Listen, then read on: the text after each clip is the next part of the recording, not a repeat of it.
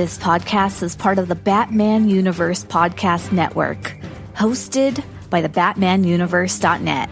Check out everything related to Batman and the entire Bat family at the BatmanUniverse.net, including news and original content related to comics, movies, television, merchandise, video games, and more. Also, check out some of the other unique podcasts that TBU has to offer. Consider supporting this podcast by becoming a patron on Patreon. Even $1 can go a long way in supporting this content that you enjoy. Look for a link over at the BatmanUniverse.net to offer your support now. And now, on with the show.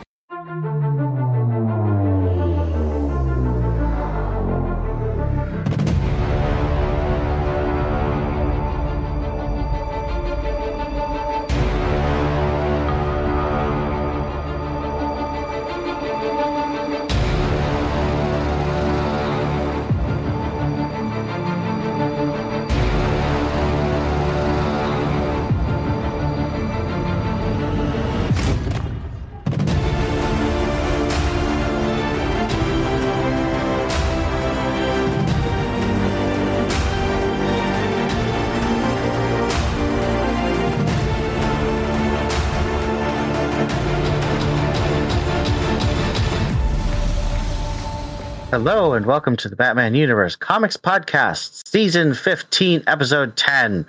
This is your host, Ian. This is Jeff. And this is Theo. What is wrong? What was that for? Why did you sit down? Jeff likes to do a lugubrious introduction. Are you talking about Thanos? Talking to you. No, I'm fine. I got my fan out. I was feeling luxurious. My wood fan. I also dyed my hair, so now I have gray hair because I dyed it gray. Gray or silver? Silver, gray, blue, purple. It was called Dark Star by Manic Panic. The fact that it's not purple is astounding. It's a little purple, and if I hate it in a few days, because I don't love it, if I hate it in a few days, I will dye it purple again.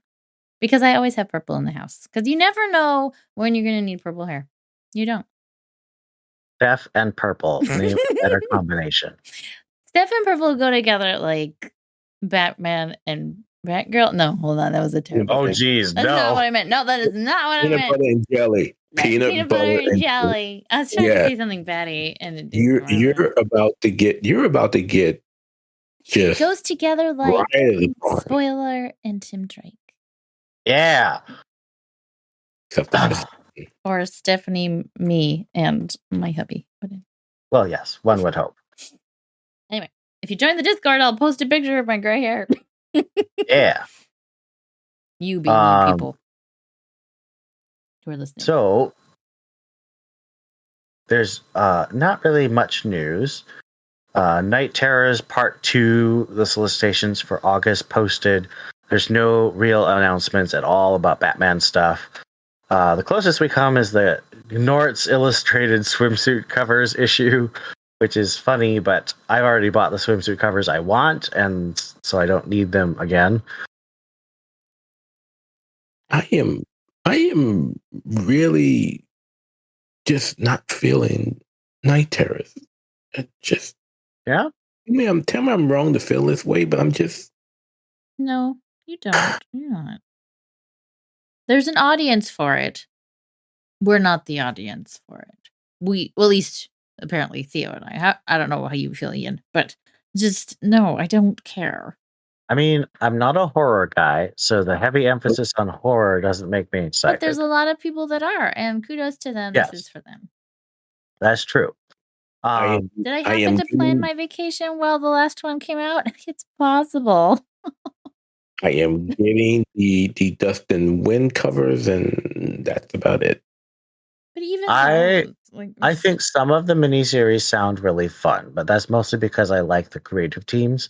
When I did my solicitations video with a buddy, he said, and I think this is right, that DC is using this as an opportunity to test out a bunch of writers and artists that they've sort of been looking at, and they want to see if they want to work with further. So depending on how things do, they may or may not end up being people we should pay attention to in the future. But I think the big thing about Night Terrors is it's so clearly an opportunity for DC just to try and get all of its titles together because they've been so scattered for so long. Yep. Well, Ever maybe since it's a TBU's been gone. Maybe it's a sacrifice worth making. I mean, I think. Remember, DDO was fired, and then they did Infinite Frontier, and Infinite Frontier was really together. It's just that since Infinite Frontier, they lost James Tynion, they lost a lot of other writers, and so they're trying to figure out who's leading the ship, but who's in charge, and so It's I think all Jim that. Lee. Good luck with that. Jim Lee doesn't do anything. They're obviously paying him to. They're paying him a lot, but what does he do? He's maybe drawing like 6 covers a year. And does anyone really care about those covers? Nope. No. I don't know.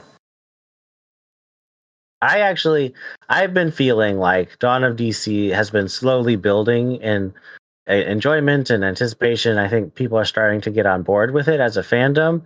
But I think Night Terrace I think everyone knows what it is. I think everyone knows it's just a 2-month gap so DC can get together, and we're just going to go with it and come out on the other side. And the thing is, when we get the September solicitations next month, we'll finally have an idea of kind of what actually is going to be happening. But everything is kind of wrapping up. Like there's a bunch of titles ending, and there's a bunch of titles like ending an arc. So it just feels like we don't know what's on the other side of Night Terrors, and that I feel like kind of kills a lot of anticipation. You're a Batman Catwoman crossover. Ugh, If that I'm happens in Night Terrors, I'm going to cry. No. That's going to be what the Batman and Catwoman titles are doing after Night Terrors. Okay. I will cry. I'm excited because I like Zdarsky. I'm not excited because I hate what Tini Howard is doing. Yeah, it's pretty poo-poo. I will take your word for it. I do not need to read it to find out. You really don't. I did admit, I will admit to have read the issue where she killed Valmont, say Bruce, and how she goes off on Bruce afterwards. And I said a whole bunch of stuff that I can't say on this episode because we are a family-friendly podcast. You can say it. You just make more work for me later. I mean, that issue was real stupid. Really, really stupid. But anyway. And now she's doing the same thing to Harley. I can't believe they're... Okay. That is a greater Gotham conversation. We're not even going to have it because we're not reading Harley. We've So dropped we might as well have it now, then. What was that? I mean, I said we might as well have it now then, since we're not Harley. True. I mean, I don't really have anything new to say other than that. I think Tini Howard is probably a very fun person to hang out with, so editors like to talk to her. And she clearly gets her stuff in on time. I don't think Catwoman or Harley Quinn or any of her other books have been late, which other books have been. And those things really count for a lot. I think people don't understand. Comic editors don't really care if a book is that good or not. They care if they can get the book out on time and if the creator is a jerk. So I think Tini Howard is not a jerk, and she gets her stuff in on time. And I think those things are why they keep giving her more books. I think, unfortunately, the books she turns in are garbage. Well, at least you only got a few more issues with Fitzsimmons, and then you only have one writer that I hate. That's true. All right. Let's get started with our first review. Well, our only review, which is Detective Comics number 1072.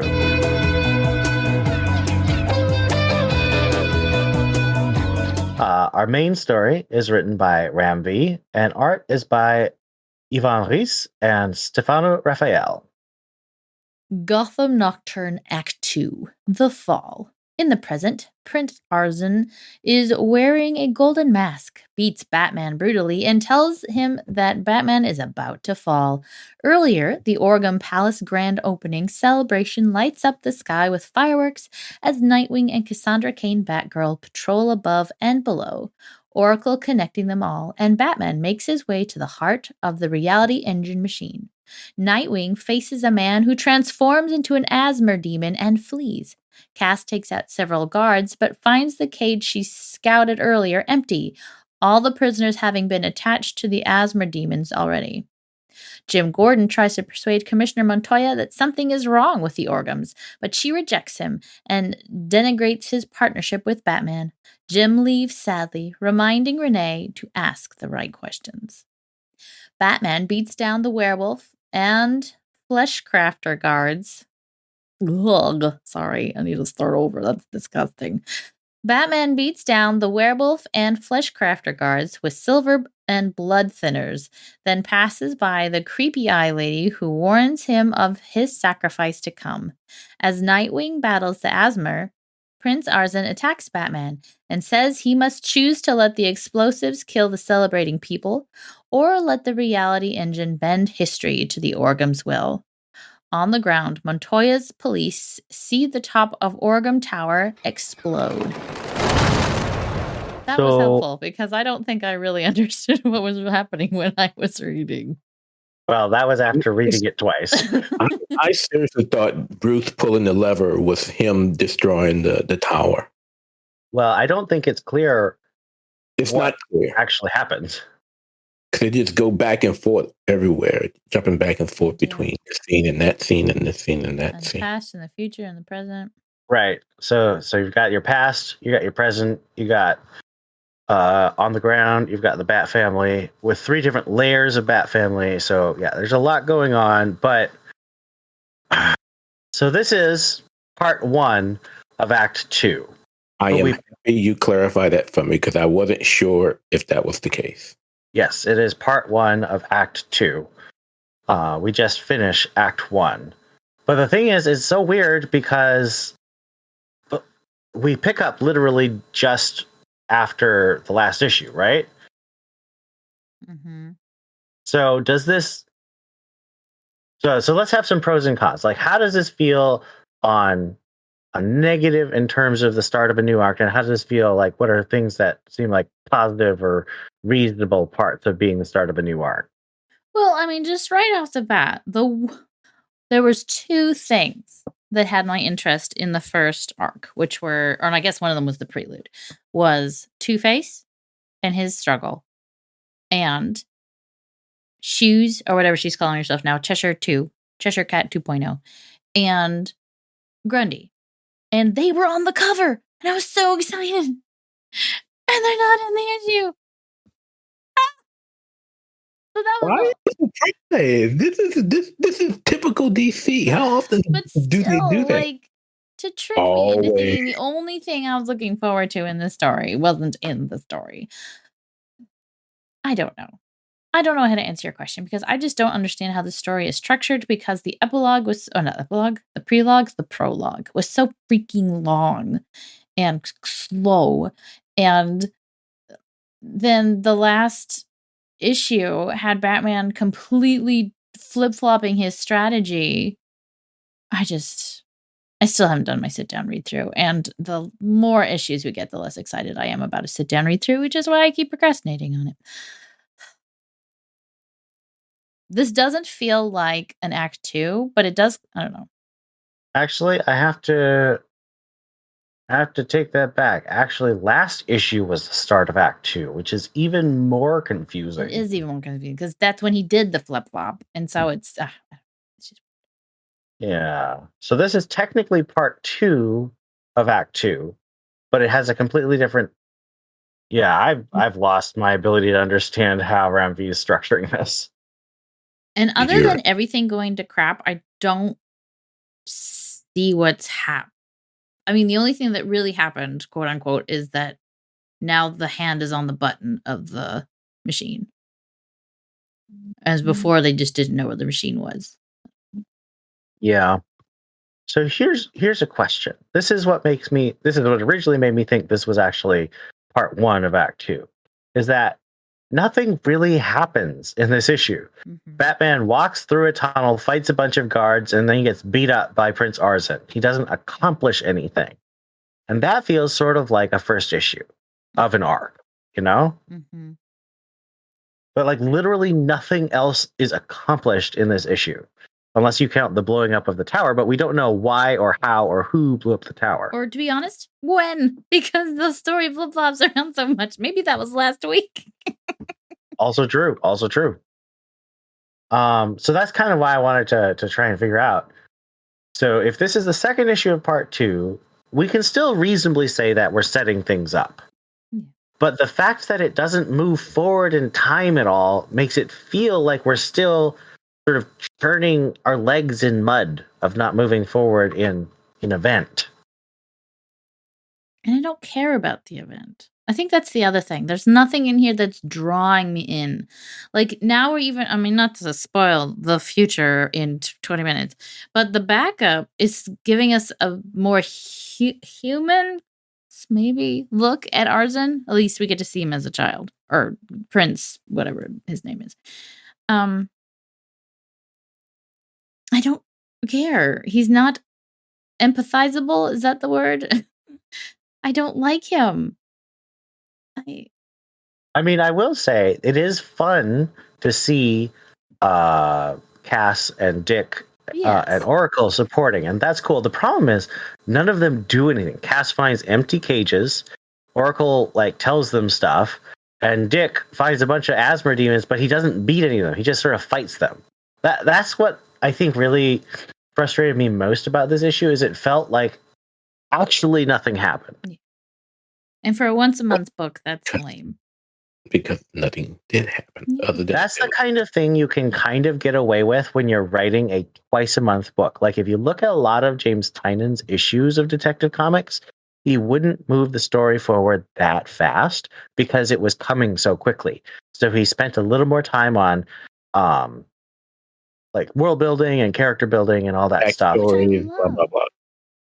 But when it's once a month, I think you need to move more. I think you need to think about it in giving people a chunk of story that feels like you got a month's worth of story. Or you dump the backup story and you just make it one big. Well, I didn't like it when they did that in Action Comics 1050. I thought that was actually really a bad idea. But I mean, if you're going to build a world I care about, I'm willing to sacrifice the page count or give you more page count. But I don't care about these people. I don't care about their world. the people who seem to be having most fun are the people we care nothing about. Yeah. I don't enjoy the story. I don't. And maybe, pulling a Steph and doing a sit down read through will help the palate enjoy it better, but I can't. I have no interest. It is too much of a task to get through these pages, and the backup stories don't make it any better. I know Ian was excited to know that Cyspiria was no longer doing the backup, but I know we still got to get to the backup. But the backup didn't make it any better. I do like the backup better because it's I like shorter. the backup a ton better, but that's partly because last issue of Detective Comics, I wanted to rip the backup into small, tiny pieces because I was so mad at it. I can't remember even what happened again, which goes to show how much I am not liking the book. When I can't remember what happened in the most recent issue, that's the problem. Well, and that's the other thing is, even though I feel like I could probably tell you what happened, I mean, mostly it was Talia tells Bruce more stories. But you had a reason because you hated it so much. No, I write the reviews. On that too. I hated the backup. I actually liked the main story. Okay. The backup is what I was so angry about. Yeah, that's what I meant.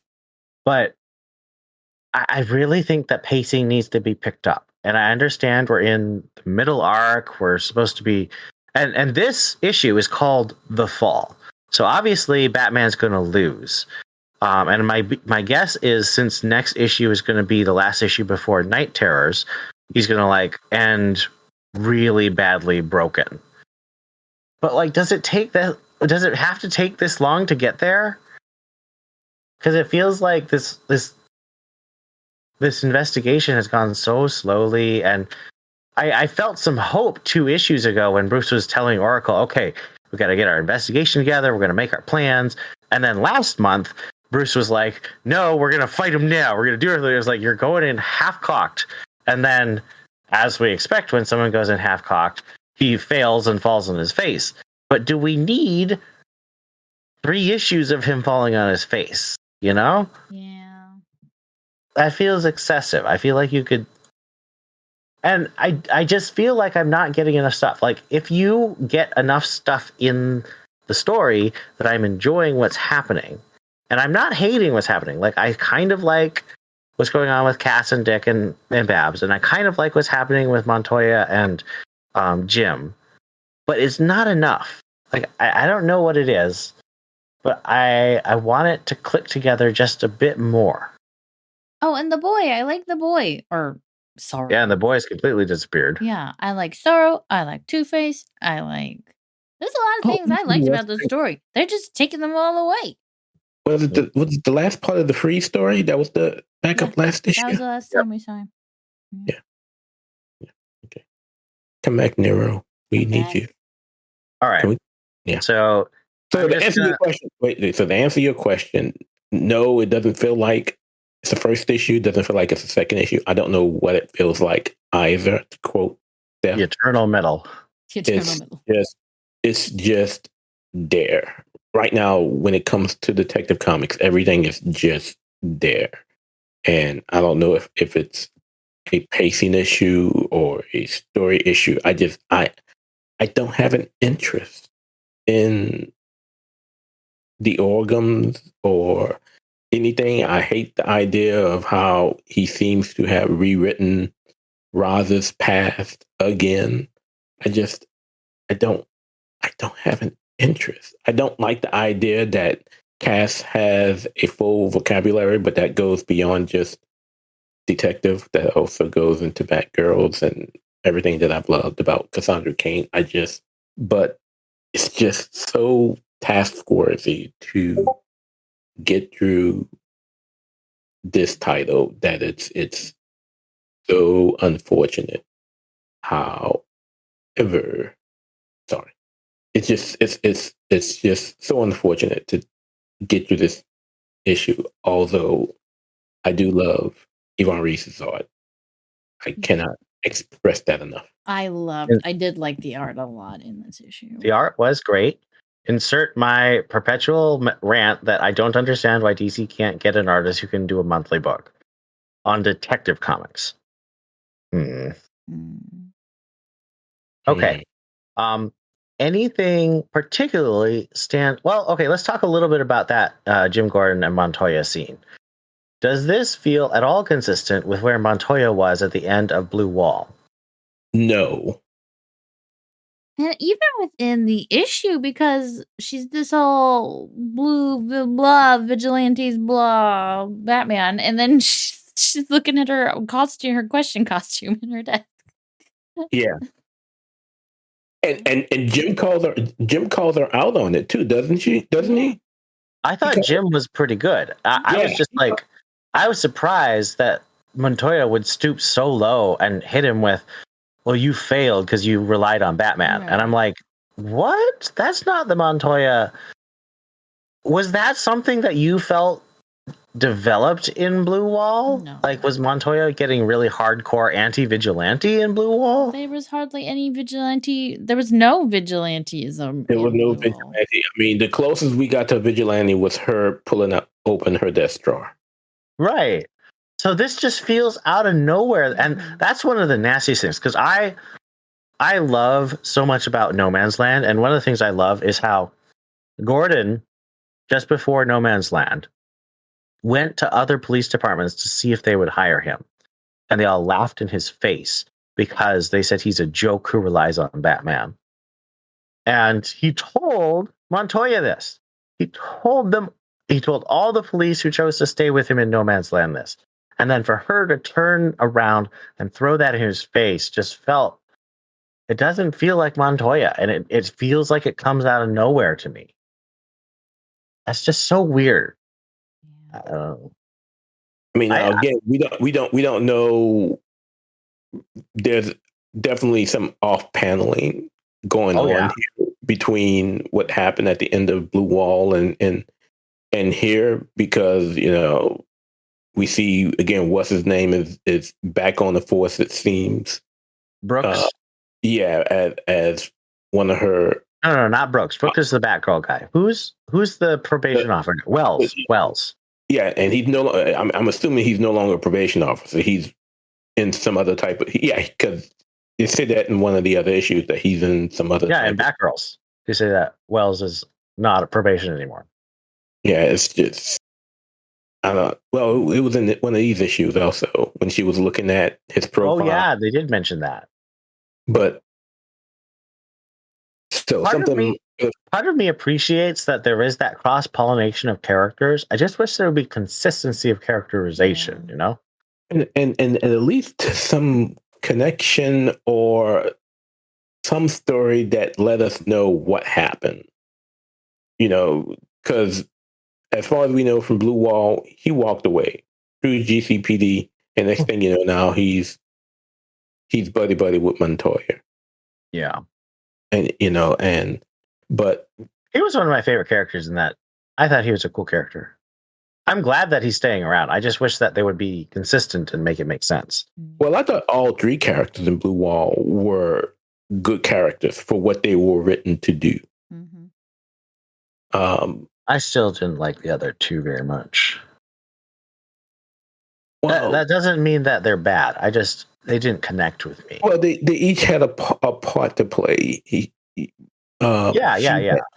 She had to be the sacrificial lamb. She had to be the sacrificial lamb for Freeze, and she had to be, the example.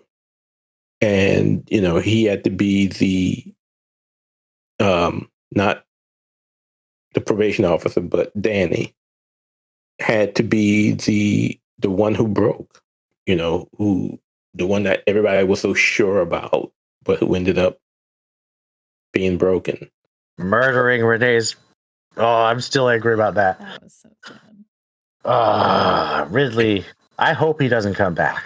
He's done enough damage. I was so afraid that he was going to kill the dog. That would have really. I mean, killing the brother and the fiance is bad enough as it is. Killing the innocent bystanders by tying them up in the truck and having the cops, but. As an animal lover, I might have gone full PETA on John Ridley had that happen. But anyway, back to the original question about Montoya. No, I understand it's different writers, between Ridley and Ron V. But yeah, she totally went bitch mode on Jim, and it really wasn't necessary. I feel like those are really the points that stick out to me from this issue. Anything else stick out to you that you want to discuss before we move to the backup? Why Cass has so much of a vocabulary? I just need her to talk with her actions. That's it. Just show up. I mean, like when she snuck up on the two guys and he was like, "Don't you hear it? Don't you hear it?" And next thing you know, they're both down. Bam. Just very few words. If you want a chatty Batgirl, there is one that exists right now. What? Wait, say that again? If you want a chatty Batgirl, there's one that exists right now that you could use. There's technically two, but there's really one. And she is very chatty. Oh, I know who he's saying. I'm being salty because I don't think Ramfee should leave Steph out. You ought to send him a message about that. I don't think that would work. I got your back. Okay. All right. Let's move on to our backup. This is written by Dan Waters and art by Stefano Raphael. Things That Must Die, Part 1. Looking at the finger and eyeball of her husband, Queen Orgum smiles diabolically and then tells her son his father was murdered. But not that she ordered it. Prince Arzin mourns and tries his best to train with his teacher, Asim, and also to save the dying Gaia fruit tree. The boy does everything he can to save the tree, but as Asim tries to persuade him to let the tree and his father go, assassins from Ra's al Ghul attack and slaughter Asim, turning to the boy next. Bah, bah, bah. So, in contrast to the really glacial pace of the last two main stories, this moves right along. It takes place over several weeks, and a lot of stuff happens. And it's a brand new writer for our backups. What do you guys think? I liked it. I thought it was an engaging story. Again, I mean, I don't care about these characters at all, but this story at least had me reading. I was interested in where it was going. The boy has a weird obsession, which I mean, all this can be paralleled to mourning and loss and grief and blah blah blah And Batman. and insanity. Yeah. But and the colors were such a nice and bright contrast to the rest of the story. I know. I definitely enjoyed reading the backup more than the rest of the issue. One, because it was short, but two, it was an engaging read. I liked it. I like Dan Waters, so I'm happy about this. Yeah, I wouldn't choose to pick this up off the shelf and read it, but being made to read it, I enjoyed it. Since I had a gun to my head, it was really fun. I don't know. I will be the minority in this and say that I did not enjoy it, only because I think I have an idea of where it's going and I don't care for it. Oh, tell me. I don't really know.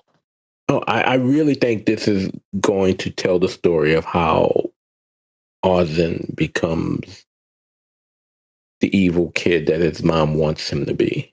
So it's a corruption story. I think in the end we're gonna find out that these assassins are saying it's in the name of Ra's al Ghul, but I think she's gonna be behind it all as a way of grooming him to be the person she wants him to be. And the person we see in the present tense who's beaten down Batman. Yeah, and I'm just not. I think you're right. I think that's a good analysis of where this is going. I think that it's neat because it's clearly Dan Waters and Ram V are talking, because this picks up right where the backstory, the flashback in last issue left off. So again, it feels like the backups and the main story are kind of like a tapestry weaving together, and I like that, even as I'm struggling with the story itself. That's an interesting point. Like, I could see these assassins being from Queen Orgum, but I could also see them kidnapping the kid, and then Ra's trying to brainwash him, and then he gets rescued by Queen Orgum, and he just gets so twisted by the conflict between the two. What do you think about that suggestion? I mean, it's hard to tell because we don't know this Ra's. Yeah, that's true. Flunky Ra's is what I call him, because he's not even like his own dude. He's second lieutenant dude. I wouldn't be surprised to find out the mom is behind it, because she didn't even in the last time you see her, she's not liking the bodyguard. That's true. She does that thing where she's like, you do presume too much. Mm-hmm. I like my story better. Well, you came up with it. I hope you do. All right. So, out of 5 uprooted trees, what do you give Detective Comics number 1072? 2. I mean, I like the art, but the story just isn't going anywhere. And the backup is interesting, but 1, as far as I can tell at this moment, it's not adding to the story. And 2, it's taking up space that they could have moved the story forward. I will give Ian his mode and go with a 2 again. This is just such a task to read these days, and it's so disheartening.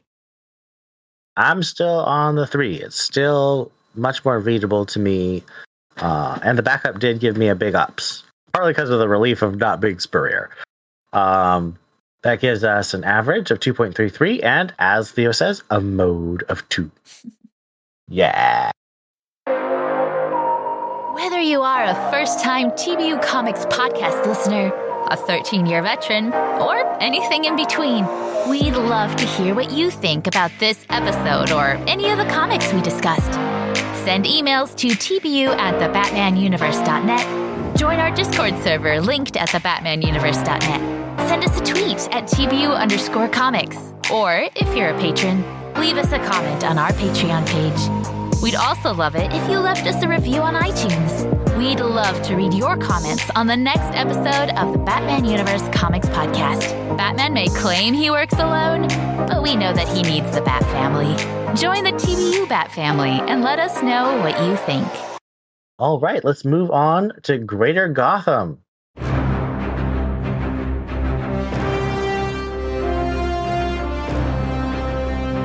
Starting with Batgirl's number 18, penultimate episode. Issue. I said thumbs up. I'm liking the art better. Story's not as irritating. I think I'm still confused. It's one of the first books I read for this bout, so I don't remember everything, but thumbs up. I am going to give it a neutral. I said I was going to read the last two to send this thing off into the sunset just to see how it ends. And these villains are just dumb. Thumbs up for me. I really liked the construction of this issue. I wrote about it in my review for the site. Is this still Rodriguez on art? Mm-hmm. Okay. Catwoman, number 55. Thumbs down. Oh my, It seems long. It seemed really long, but maybe that's It's agonizingly long because everyone is stupid, and so it takes forever. Thumbs down. I would say that one of these days I'm going to read it and sit down to read through, but that will be on one of those days when I'm just looking for some hellified pain to go through. Yeah. Feeling too good, so you got to balance it out, apparently. I will read it when I'm in the mood to feel like I'm reading Blue Wall. How about that? Although I did enjoy Blue Wall. Batman, Superman, World's Finest, number 15. neutral. The story was a bit all over the place. I would sell my left eye to read Dan Mora books, so I will carry on with this, even if it becomes a thumbs down, because Dan Mora makes it worth it. But neutral. Well, Dan Mora is leaving for Shazam. Then I will keep my left eye and maybe stop reading this book. Abstain. I honestly thought this book was going to end once Lazarus Planet was over with. Nope, still going. And I also abstain. Titans, number 1. I skimmed it, but neutral, and I think I know what Ian's rating is going to be. And I will beat him to it. Thumbs down. Get the bleep ready, Steph. Thumbs all the way the down. How many times in a year are you all gonna kill Wally? What's the purpose of having to kill Wally? Wally has been killed at least 4 times since Rebirth. When he came back from being killed, you want to kill him 4 more times since. I do not get it. And this is an entirely different voice in Titans from Tom Taylor that we're getting in Nightwing. It's like a completely different writer. Maybe his name is on it and somebody else is just ghostwriting for him with his name, because I don't know these characters, and it's just stupid that they. And yes, we know Wally's gonna come back, but it's stupid that he has to get killed. He just came back a month ago, and you want to kill him again, this time with gunshots. It's just stupid beyond reasoning. I'm sorry. Your turn. Yeah. You combine Tom Taylor writing with Teen Titans or Titans, which I hate as a concept. And it's a huge thumbs down. I did like the Nicholas Scott artwork. It did look like a really good book, but it's just stupid. Say it. nothing happens and everyone acts dumb. Except, of course, for Wally dying, which is like even dumber. And it's going to take me this much time to die, but I'm going to do all of this stuff and say all of my goodbyes and all my love yous before I do so. Yeah, that doesn't make any sense to me. Dumb. Dumb. And I say this as a Tom Taylor fan. This issue is dumb. Dawn of DC Primer. This was a free comic book day book. Actually, no, it wasn't. It's a free book, but it came out a bit later than free comic book day. Yeah, it came out on DC's regular release day. Yeah. I skimmed through it and couldn't find any hook to get me to read it. I will say it for you then, Steph. Thumbs down. This is also stupid. And Amanda Waller, I don't know how this woman keeps a job at DC. She could have been killed off. She could be killed off a million times over, and I would not shed a tear. There are so many. Hell, put Two-Face in charge of Suicide Squad, Task Force Z, whoever, and it is a much better character. Just stupid. Thumbs down. Yeah, the problem with the way they write Amanda Waller is that they keep throwing her against superheroes. You have to give Amanda Waller wins, otherwise you don't understand why she still has a job. And whenever you throw her against the hero, she loses, and so she looks like a moron. This is actually a problem in both of the Suicide Squad movies they have made, is they make Amanda Waller look dumb, which is unfortunate because she's a really cool character, in my opinion. I really like Amanda Waller. And I really like Viola Davis as Amanda Waller, even though I kind of wish it was CCH Pounder. Oh, God, she would have been awesome. But like acting wise, Viola Davis is perfect. But plot wise, they just keep making her make dumb choices. So this was a neutral for me. I mean, I didn't pay anything for it, so it doesn't make me mad. So that kind of helps out with the score. Yeah, it was a terrible story. It was a terrible story, but it was free. Okay, that's a watch. Well, so this is a funny story. So everyone remembers that Steph hates Mr. Teeth from way back in the beginning of James Tynan's run on Batman. And I thought for all this story that it was Mr. Teeth who was hanging out with Peacemaker and this other whatever character. And I thought Mr. Teeth is back, but it was actually a different character from the same run, and I don't remember his name, but he dies, and so that was funny to me. But that's why it's a neutral, because they used a character from James Tynan's run, and that makes me smile. That's the only reason why you gave it a neutral? And it was free. Got it. Nightwing number 104. Thumbs up, I think. I feel like I was interrupted while I read it, so maybe it was a misguided thumbs up, but I'm just glad this weird hell arc is over. It is a neutral for me. I'm probably trending up because, like Steph, I'm happy this whole Neuron story, Super Dick. God, that didn't sound right. I didn't say it. You keep saying these things when I have a mouthful of water. All right, Steph. God, I don't even know. Oh, okay. So Grayson with the extra powers. That sounds much more correct and family friendly. But I'm just happy all of that is over and everybody gets to go home.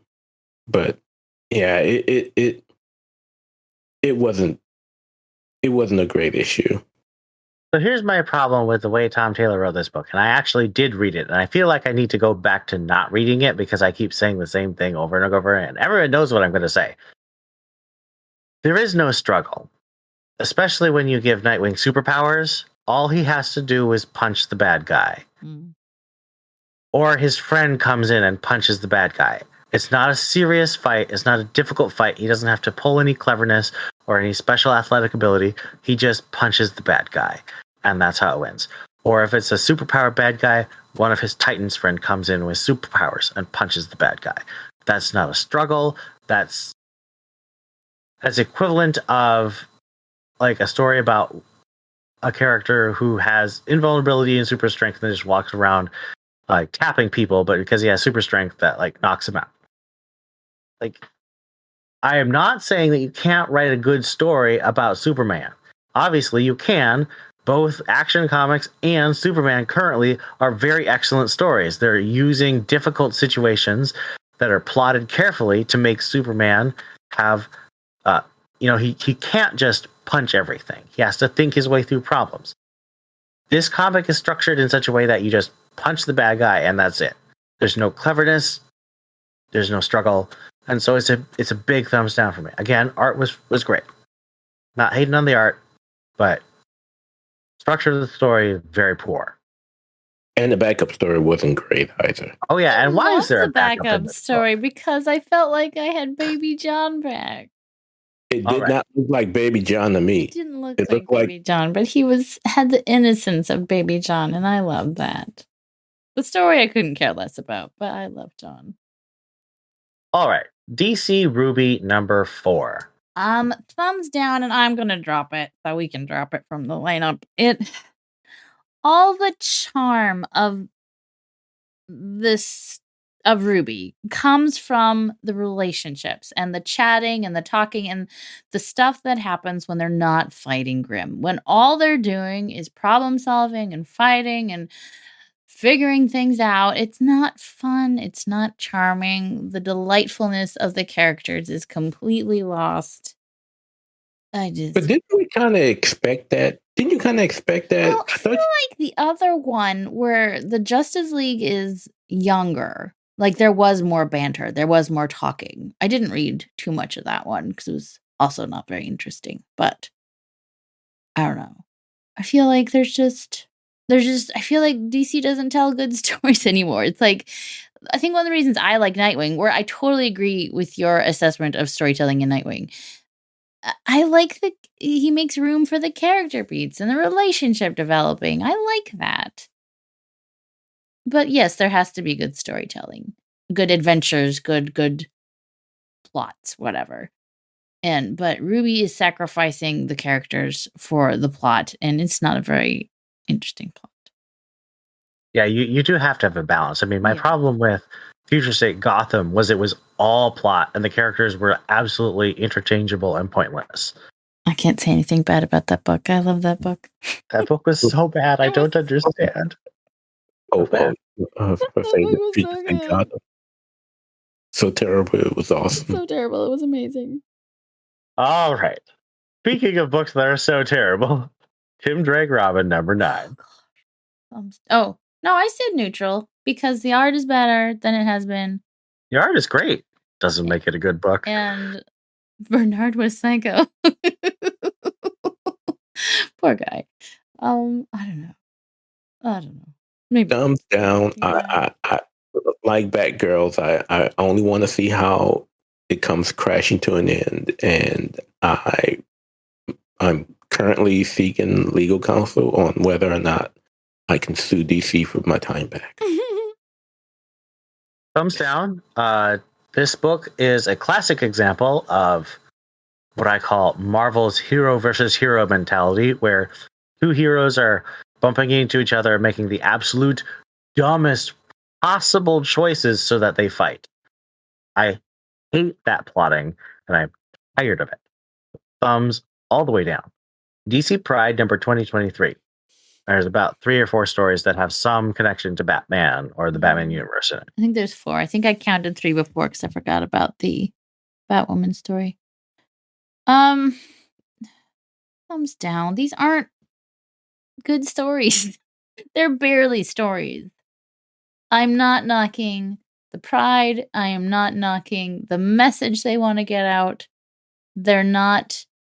The point, I think, of a comic is to tell a story, beginning, middle, end, with pictures and words, or just pictures, as it's done. And this is just talking heads. I don't know. And it's not interesting. Like many of the other comics, I just did not find it interesting. And it's a thumbs down for me, but for me, it seemed like in some of the stories, they just tried too hard to try to get to a particular point of pride tried that I just didn't think was needed. And I mean, the Midnighter Apollo story. Midnight and Apollo should never be in the book that a kid can pick up. And you get a sense of that at the end of this story. And I don't know if this title, what is this title rated for teens? Yeah, I think it's a teen. But I mean, is that something you want your child picking up and reading as a teenager? Sometimes they just, I don't know. And then there was Ghostmaker. And there was the Ghostmaker story. No, that's right. It was the Ghostmaker story. Yeah, no. Apollo and Midnight had just kissed, so no, that wasn't it. No, it was the Ghostmaker. Maybe their dialogue was super racy because I didn't read that one. But the art on the Apollo and the Midnighter one was really nice. Apollo and Midnight are always racy, but no, it was that scene with Ghostmaker and whoever his friend is. Yeah, that was just that's Catman, the great secret six leader.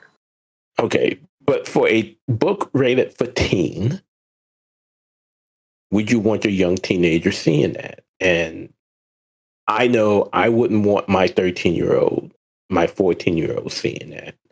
And so, I mean, I would say like a 16, 17-year-old would probably be okay. Yeah. But again, it's not rated for 16, 17-year-olds. It's rated for teen. And again, the art wasn't great. Some of the stories just didn't make any sense. I don't know much because I haven't read. I keep thinking I haven't read. What's the story? Not the Vigil, the other one, Soul World. I haven't read Soul World. Oh, Spirit World. Wait, I thought you did. Spirit World. Thank you. I thought you read it last week, and we had this whole conversation about how you liked it okay, and I hated it. I haven't read it other than the cast part. And I see. That's how I read that. Fair. Other than Cass disappearing, but I also got the sense that she was flirting with Kate, and I'm like, aren't you kind of close? I don't understand how old this character is supposed to be. That kind of weirds me out because Kate's like late 20s, early 30s, and I thought that this character was like teenage. Kate is more closer to her cousin's age than not. Right. She's maybe a couple years younger than Bruce. Yep. And here it is. This again, I'm assuming this person is probably, and I can't pronounce her name because it's so weird. I've heard it a couple different ways. I say Xanthi. You say Xanthi? That's how I pronounced it too. So yeah, we'll agree on that. So that's what we'll say from now on. But she seems I thought she was way younger than that. And well, to be fair, Xanthi is non-binary, so we should be saying they. Like that's the whole point of Xanthi's character is that they're non-binary. Okay.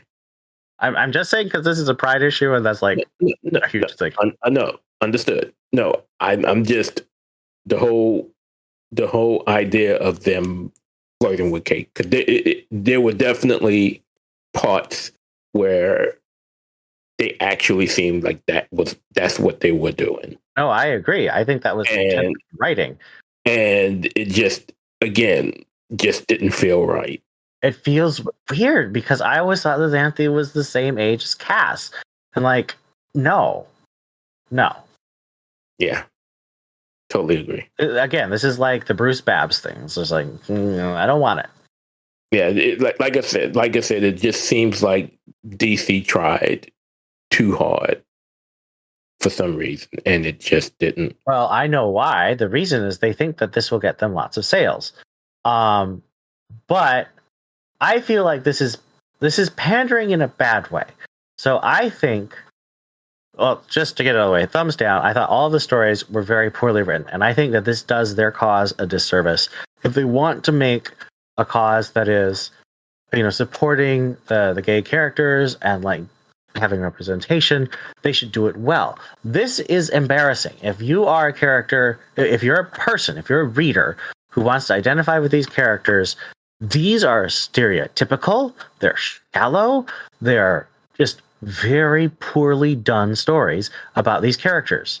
I would think that would do more damage to, the cause, the idea of getting representation out there, because it perpetuates these negative and shallow stereotypes. And that's just stupid. That's why I think it's bad corporate pandering.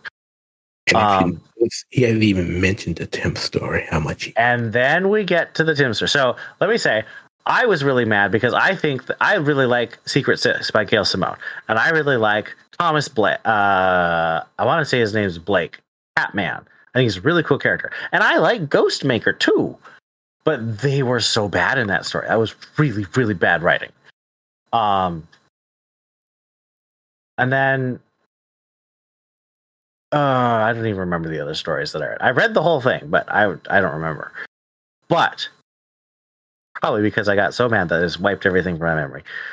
The Tim Drake and Connor Hawke story, in addition to being, as I said, stereotypical and shallow, it had Tim say that, "Oh, I feel like I was identified as Stephanie's boyfriend and I couldn't be around her because she was just part of my past." And I want to just rip this comic up and burn it, because that is so disrespectful. You do not, number one, it's been a consistent complaint, I think, by both Steph Cass and Tim Khan shippers in the last 5 years to say Steph is just Tim's girlfriend. So this is like, number one, Tim was never thought of as Steph's boyfriend. So that is a false thing to be written.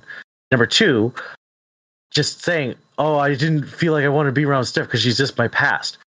Even in the terrible Tim Drake Pride special last year, Tim clearly cares about Steph, and he demonstrates that she is important to him in an ongoing capacity.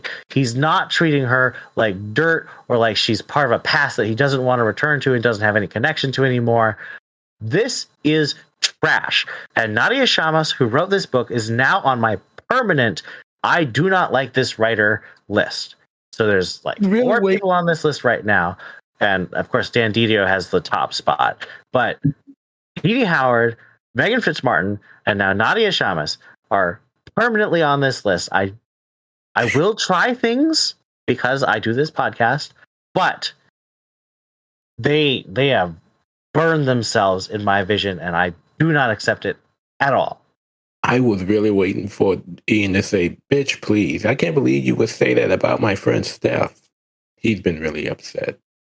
Now, Steph and I are kind of on the same page. We don't think it was as much of a slight to Steph as it was to Tim, but I definitely understand where Ian is coming from. It's just, well, my reaction is just because I love Steph so much. I do agree that overall this story just paints Tim as a shallow jerk. Like that's a much bigger deal in terms of Tim's characterization. But like, me being me, that's what I'm mostly going to react to. Tim just gets no love. I don't know. And Connor was such a jerk. Like, I actually kind of liked Connor's story last time where he was explaining asexuality. I thought that was actually reasonably well written. This story treats him like trash. It's like, "I don't want to talk to Ollie. He's not going to understand me. I don't." It's like, what is this? The Connor I remember right now, I haven't read a ton of Connor back in the day in the 90s, but he was like he was a monk. He was hardworking. Like, he had a lot of empathy. Like, this is not that Connor. And this is just. Wasn't that who he was writing the letter to last year? Well, I don't. Or was he? I think they kind of genericked it up. Dad? I don't think they actually said who he's writing. I think maybe they implied.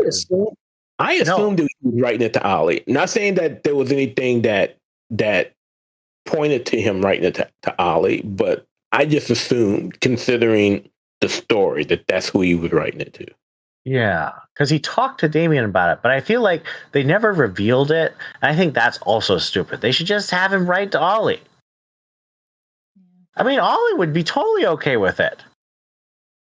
I think he would. I don't know. Just stupid. Yeah. But and again, I am not the biggest Tim Drake fan of the bunch. You know, everyone knows Damien's my favorite Robin, and but oh man, he's been getting I know Thanos. I feel the same way. He's The been cat getting, knows. yeah, the cat even knows. He's been getting roughshod at the past few years, and I just don't understand it. I just don't, and I don't know. It's just it's weird and it's unfortunate and it's political pandering that has really gone flop in DC's face, in my opinion, because I constantly see the backlash in social media about just how terrible Tim Drake is these days as a story, not a character. And we kind of see it from the fact that the book is being canceled after 10 issues, only 10 issues. Um, and I don't get DC's thinking as to why they do things certain ways. It's like they have to put their foots up their proverbial butts and in their mouths for some reason at least a few times a year to just piss off fans just to see the reaction, and it's not cool. Well, what really, really irritates me is that this is like the one place a year where fans of these characters get to see them, and is a bunch of non-stories. Yeah. Like, I like Kate Kane Batwoman. Now, okay, Kate Kane did show up in Tim Drake, but she was horribly written. She's like a moron, constantly going around like trying to torture teen boys for no good reason. So, like, that's not a good appearance for one of the characters I really like. And if I wanted to see her in this book, like, she's doing more talking heads nonsense in this. If I were a fan of Connor Hawke, like, obviously Connor Hawke's going to be in the Green Arrow book, but that book has like 7 main characters in it. So he's fighting for space. And instead of like a cool story where he shoots arrows and is cool, he's like moving boxes and complaining about back pain. Like, I want these characters to be used in books that have good stories that aren't 10-page shallow talking heads. Like, stop doing these Pride specials and put your characters in books. Like, I think 2 years ago they did the Crush and Lobo story. That's the way you got to do it. Like, I personally think you shouldn't brand it Pride. I understand that like they're trying to make money with that, but like just have these characters be used prominently in books. That's the way to get representation. Don't just have them show up once a year in terrible stories. And I mean, we also get the covers.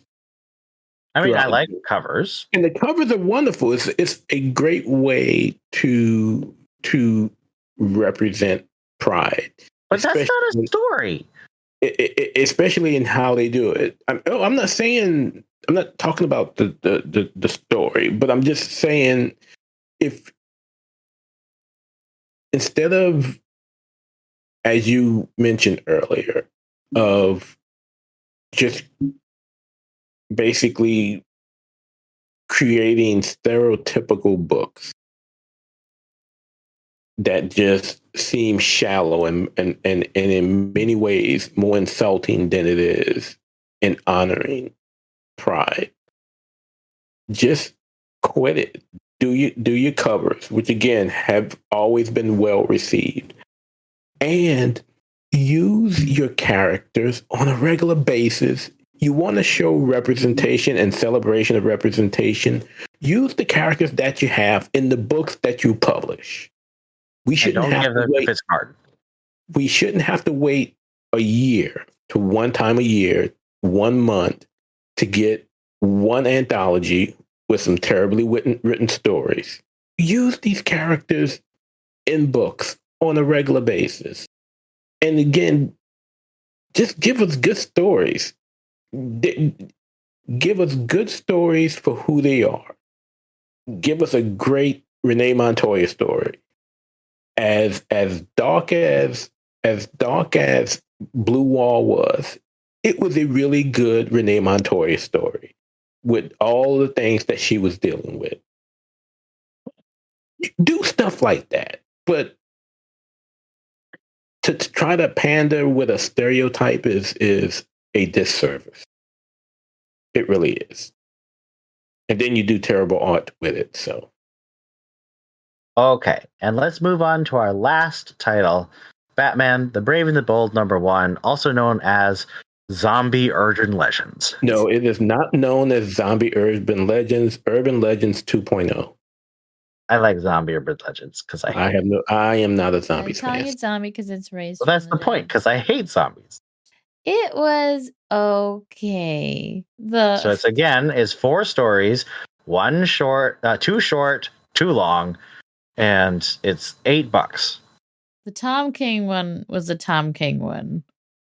It really was. It was the Tom Kingest of Tom King stories. The Storm one, I don't know. That one I kind of like that one. It's a weird collection of people. It's kind of like, what's it called? Suicide Squad Light. The Superman story was so boring. Oh, the Superman story was so boring. And then Heroes of Tomorrow. What was that? Oh my gosh, what was that? I loved it. I felt like I had what's the book y'all hate that I love? Gotham. Future State Gotham. It's Future State Gotham all over again by Dan Mora. It was wonderful. With Baby Dick and Baby Jason. That's the Dan Morris story, right? Yes, that's the Dan Mora story. Yeah. But overall, thumbs up or thumbs down? I really like the Dan Mora story. I will say neutral. I have bought whole books, like whole $10 books for 10-page stories. So there's no judgment here if you give it a thumbs up. Love Dan Mora. The Tom King story was fine. It was just very Tom King. It's extremely Stormwatch was fine. There was no one I cared about in it, but it had me most interested. And then the Superman story was so boring. Had nice art though. It had lovely art, but it was so boring. In fact, the story is about how Clark is boring. I don't like that. I'm happy you said it before I did. Oh, that's true. The story is about. Yeah, I don't like that. And then he's like, what if I have Superman help me write an article? And Lois is like, oh, that could be interesting. No, I didn't like that. Theo, what'd you think of this guy? Urban Legends, the Zombie Edition. Urban Legends 2.0 is a neutral for me, only because it's the first issue, but I'm not excited about the Urban Legends vibe. And I could easily see this book going the way of its predecessor. So this is also a neutral for me. The Tom King one is not bad, but this, I don't understand why they didn't just do a 4-issue Tom King miniseries. The Dan Morris story is fun, zany, but it's, I don't know. It didn't really touch me. I love Dan Morris' art, but the writing, I mean, I'm glad he's trying new stuff, but it didn't quite touch me. I've been liking. Dick and Baby Jason didn't grip your soulless dark heart. What character will get my soulless dark heart, Steph? Stephanie. That's correct. Actually, I really like Ravager in the Stormwatch book. Oh yeah, she was good. I felt that it was a little. It's not that big. It's not that long a story, but it felt a bit flabby. I like this kind of story. It always reminds me of Checkmate by Greg Rucka, but it doesn't have the elegance. Like Rucka has a real elegance in storytelling. He knows how to tell stories. Brisson knows how to tell some stories. I'm not sure he knows quite how to tell this kind of story yet. And so it felt flabby, even though it was short. And then the Superman story, I'm just like, I really like the art, but I did not like the story. No. Okay, so it's a neutral. I got to ask the Tom King story. Yeah. Do y'all think Joe could kill a girl? Well, she killed her dad in front of her. I know you killed the dad. I mean, I know the ultimate joke was the fact that the girl let the balloon go after she said she wouldn't. But the question becomes why? It's because she was just scared to death as far as seeing her dad dead. But did she really know he was dead? Because all she said, well, why is my dad turning red? And so I wouldn't be surprised if he killed her after she let go of the balloon to pay her back for breaking her promise. Yeah, I ultimately think she's a goner too. I don't know. Tom King would do that. I'm not sure what I think is going to happen in this story, but I know that Tom King has done that kind of thing in the past. But he has also saved the girls. So sometimes he kills them and sometimes he saves them. And I can never tell which. Also, there was the line in there where he says, I also have a knife, but you can't have that yet. That was a good line. Yeah. Kind of, I guess, I took it as foretelling. Yeah. Yeah. So I think she might be gone too. Yeah. Or she might become a killer herself. Mm. Nothing good is going to happen in a Joker story, man. Nothing good. Nothing good in a Tom King story, Joker story. Hey, good things happen in Tom King stories sometimes. Okay, Joker stories. They said the same thing about Batman 50. We saw how that ended. That was Didio's fault. Okay. So that brings us to the end of Greater Gotham and the end of our episode. So I will read our support list, thanking all our patrons. So thank you to Lisa Slack, Donovan Morgan Grant, Austin Davis, Ian Miller, Stanton's Grave, Johnny McCloskey, Gerald Green, Donald Townsend, Cesar Diaz, Joshua Lappin-Bertoni, Ed Grouse, Jessica Morales, Rob O, Captain America, David Richards, Tim Garassi, Mary Garrett, Robert Lewis, and Stephanie Mounts. Thank you all for supporting us on Patreon and helping us to keep our servers on the air. With that being said, that's it for this month, and we will see you next time. This is Ian. This is Dev. And this is Theo. Thanks for listening.